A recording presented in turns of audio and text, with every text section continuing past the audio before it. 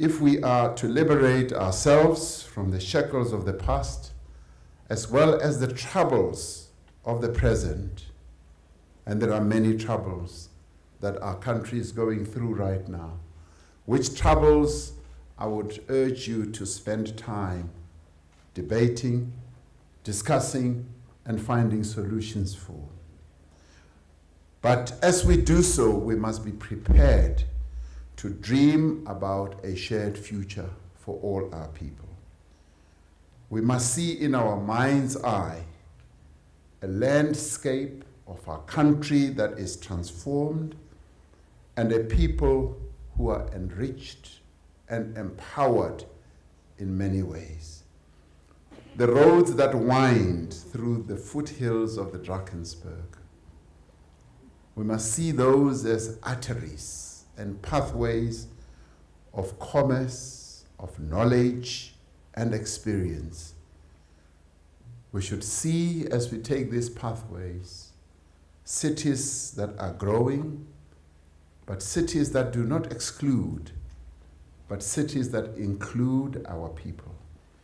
Now, we've gathered here in the Drakensberg not only to imagine the South Africa we want, but to make firm our commitment and conviction that such a country, yes, is possible. We dream today of as our forebears dreamt when they wrote the Freedom Charter. They knew then that what they imagined, a South Africa that belongs to all who live in it, was not a pipe dream, but was a dream that could be achieved and a dream that could be in their grasp. Our democracy will soon be 25 years old. In the broad sweep of human history, it is just but a moment. But for nearly half our population, these 25 years are a lifetime. Soon there will be as many South Africans born in a democratic South Africa as there are born under apartheid. And yet, through these young people, although these young people did not live under apartheid, for most of their lives they've had to live with its legacy. That is why this forum is so important. This weekend's discussions and exchanges that you're going to have are so important, but they are also so timely. For the discussions you are going to have provide an opportunity not only to imagine a South Africa that has freed itself from the divided past, but also to consider what actually needs to be done to realize the dream we all have of an inclusive society. And I guess what we should spend time doing is to define what this inclusive society is. And I'll throw some thoughts at you to see whether those thoughts do help us to connect the dots to begin to define what that inclusive society should be. The bank places special emphasis to the need for large-scale job creation.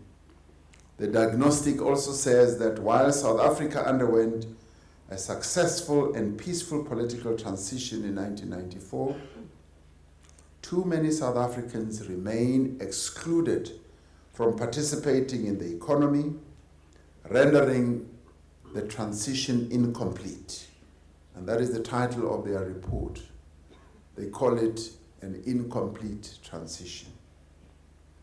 And they continue that the persistent legacy of exclusion makes it difficult to build the post-apartheid social contract. And they use terms that we have flighted in the public discourse: social compact, social contract, and we need to get to grips with that, because they talk to this collaboration that we are seeking to build. The diagnostic also identifies key binding constraints that reflect the root causes in tackling poverty. They deal with insufficient skills as one of the binding constraints, which takes us back to our very, very sad past, where apartheid or Bantu education really damaged the prospects of our country, and we continue to experience the legacy of such, and I'll talk about that in a minute. They also identify skewed distribution of land, here, here, here.